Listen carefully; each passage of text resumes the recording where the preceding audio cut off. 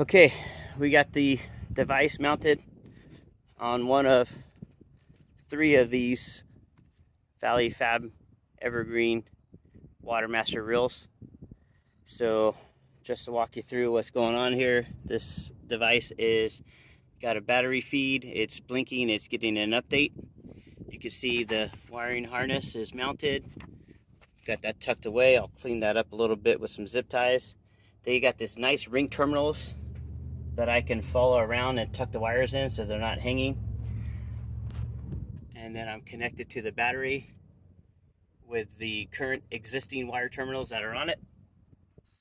Follow that around, coming out the other side. Go up to the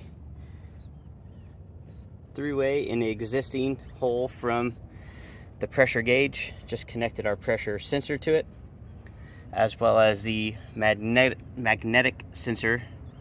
No drilling here, this is all just magnets. So you can take this off and put it right back on.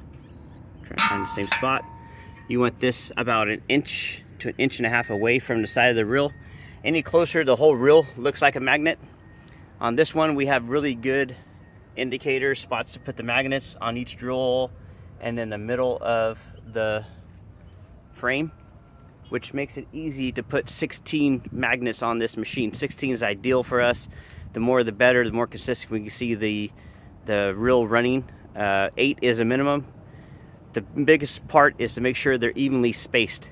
So if you have 2 of them close together, it'll look like it jumped in speed, where if you have the next one will be really slow, so it'll be inconsistent speed. So you can see these magnets are on every skin, every drill port, as well as the frame going in there. We measured the width of the reel from outside. All right, so why are those measurements important? Well, in our reel installation guide, when you get ready to install the app, it's going to ask you those questions on page 10. So it's going to ask you for the inside reel width, which is 48 inches, the hose diameter, 4.5, and the outer wrap radius. So we want to know how many outer wraps there are. So when we measure the outer wraps, we want to know how many wraps are just on the outside. And this must be fully retracted before measuring, because that'll give us an indication. What we're trying to get is the length and the reach of the machine. Instead of putting every model, make and model of every reel in there, this kind of helps us better understand what's going on.